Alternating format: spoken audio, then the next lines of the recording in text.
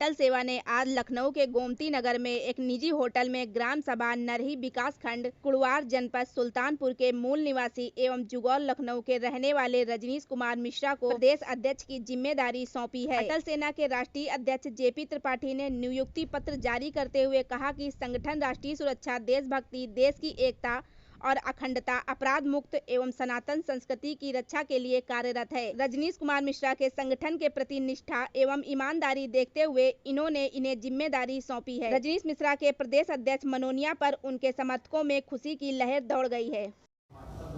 मैं शिल्पी हूँ और मैं यहाँ पे प्राचीन चिकित्सा वगैरह पे काम कर रही हूँ और मैं एक कार्यकर्ता हूँ। लेकिन मैंने ये महसूस किया है, जैसा कि अभी अध्यक्ष जी ने बोला कि एक विकसित भारत की रणनीति, एक विकसित भारत का दृश्य दिखाया जा रहा है और दिख रहा है हमें। ये एक मशरूम की तरह उगी हुई पार्टी नहीं है, ये एक संघर्ष की पार्टी है, एक संकल्प की पार्टी है। जो संकल्प और जो संघर्ष हमें अटल बिहारी वाजपेयी जी से मिली थी, उसको हमें आगे बढ़ाना है। ये एक मतलब अचानक से खड़ी हुई नई एक पार्टी है, बहुत सालों से इस पे काम चल रहा है और अभी हम देख रहे हैं कि जो विकास की तरफ जिस तरह से हमारा भारत जा रहा है, ये एक बहुत ही उसकी बात है। और ऐसा ना हो कि हम धूप की वजह से सोच करके कि धूप है बाहर, ऐसा सोच करके हम ना जाएं बाहर, सोचेंगे अटल बिहारी ये मोदी जी तो आएंगे ही, हमारा बीजेपी तो आएगा ही, ये सोच करके कहीं ऐसा ना हो ये उस कहानी की तरह है जैसे कि एक बार एक राजा ने बोला था कि एक राजा के लिए बोला गया था उसके राज्य में कि हर कोई इस काम के लिए एक लोटा दूध डाल के आए। सबने ये सोचा एक लोटा दूध हम क्यों व्यर्थ करें, हैं हम तो पानी डाल देते हैं। सबने पानी डाल दिया, सोचा हमारे एक लोटा दूध से क्या होगा, तो ऐसा ना हो कि हमारे एक वोट से क्या होगा, मोदी जी तो आएंगे ही। तो वो वाली कहानी जो कि सबको पता है, उसको डीप में नहीं जाना है।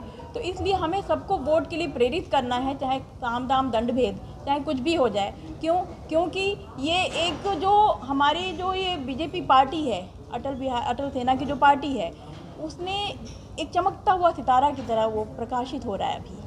अब हमारा काम है कि वो सितारा हमेशा चमकता रहे, न कि एक दिन ये दूसरी पार्टियां आकर के ना उस पर अपना हाथ लगा दें, वो सितारा रुक जाए।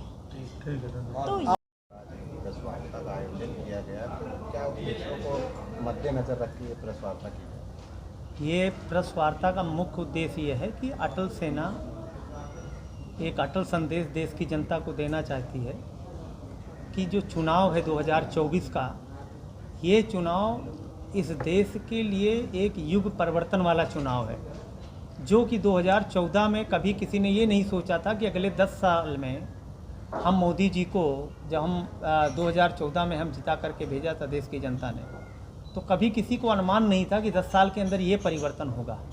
और वो देश की जनता ने देखा है कि आज हमारा देश डिजिटल इंडिया, डिजिटल पेमेंट के मामले में विश्व का नंबर 1 है और उसके बाद पूरी विश्व की जो अर्थव्यवस्था है वो चरमरा गई है, निगेटिव ग्रोथ है और हमारे यहाँ 7% जीडीपी है। तीसरा सबसे बड़ा ये मुद्दा था कि आपको पहले भी मैंने बोला कि पाकिस्तान की जो अर्थव्यवस्था ये किसी के भी समझ से बाहर थी कि 2014 के पहले उनकी जीडीपी हमसे ज़्यादा कैसे थी और आज 10 साल के अंदर वो भीख मांग रहे हैं। उसका सबसे बड़ा अगर रीजन था तो हिंदुस्तान को एक तरीके से गोडाउन बना दिया गया था फर्जी नोटों का, डुप्लीकेट नोटों का, और यहाँ से जो है उनकी अर्थव्यवस्था स्टैंड होती थी। लेकिन मोदी जी के आने के बाद जिस तरीके से प्रशासनिक व्यवस्था, इंटरनल लीकेज को दूर किया गया, आज देखिए पाकिस्तान की क्या हालत है। उसके बाद में दूसरा सबसे बड़ा कारण ये था कि मोदी जी को चुनने के बाद देश की जनता ने पहली बार एहसास किया 10 साल के अंदर कि कभी किसी को भय नहीं लगता। दीपावली हो, दशहरा हो, ईद हो, बकरीद हो, कितना भी भीड़ हो, नहीं पहले ये होता था कि हमेशा डर लगता था भीड़ में मत जाओ, बम विस्फोट हो जाएगा। पिछले 10 वर्षों के अंदर कहीं पर कोई आतंकवादी घटना हुई देश के अंदर नहीं हुई है। और इतना बड़ा देश होने के बावजूद आज आप देखिए ना, 140 करोड़ की आबादी का देश है और लोकतंत्र का पर्व चल रहा है, चुनाव चल रहा है, रैलियां चल रही हैं, रोड शो हो रहा, आईपीएल का मैच हो रहा शाम को, कहीं किसी को डर है? ये कोई सीधी साधारण बात नहीं, ये बहुत बड़ा अचीवमेंट है इस देश के लिए। और ये अचीवमेंट के लिए हमको धन्यवाद देना चाहिए मोदी सरकार को, मोदी जी को। इसके लिए 2024 का चुनाव निजी मुद्दों का नहीं है, ये जातीय आधारित मुद्दों का नहीं है, क्षेत्रीय आधारित मुद्दों का नहीं है, बल्कि ये राष्ट्रीय हितों का मुद्दा है। पूरी दुनिया में आग लगी हुई है, लेकिन भारत चैन की जो है नींद सो रहा है। इसका श्रेय किसको जाता है? तो मोदी जी और मोदी जी की विदेश नीति को जाता है। इसको मत भूलिए, आज सभी देशों के साथ हिंदुस्तान का संबंध बहुत अच्छा है, चाहे ईरान हो, चाहे इजराइल हो, चाहे यूक्रेन हो, चाहे रसिया हो या अमेरिका हो। तो जो मेहनत करके एक दुनिया के अंदर भारत का जो स्तर बनाया है, उसको अगर मान लीजिए कि हम लोग बाधित कर देंगे और इस सरकार को रिपीट नहीं करेंगे, तो ये देश फिर 25-30 साल पीछे चला जाएगा और फिर कभी उभर नहीं पाएगा। इसके लिए मिशन भाजपा विजय अभियान जरूरी है और देश की जनता ने ये तय कर लिया है 80 बनाम 20, 545 सीटों में 80% सीट जो है एनडीए को जाएगी, 421, 422, 20% में सारे गठबंधन जो है आपस में बांट रहे हैं। सर, परिचय के साथ बताइए प्रेस वार्ता का उद्देश्य क्या है? जी, मैं रजनीश मिश्रा, आज मैं प्रदेश अध्यक्ष पद पर नियुक्त किया गया हूँ। राष्ट्रीय अध्यक्ष जी ने मुझे प्रदेश अध्यक्ष पर नियुक्त किया गया है। उनके द्वारा नियुक्त किए जाने पर मुझे हर्ष का विषय भी है, मुझे बहुत प्रफुल्लित भी हूँ कि मैं आज ऐसे उत्तर प्रदेश का संगठन का प्रदेश अध्यक्ष होते हुए संगठन को आगे ले जाने का प्रयास करने का जो बीड़ा है वो उठाने का मुझे मौका मिल रहा है।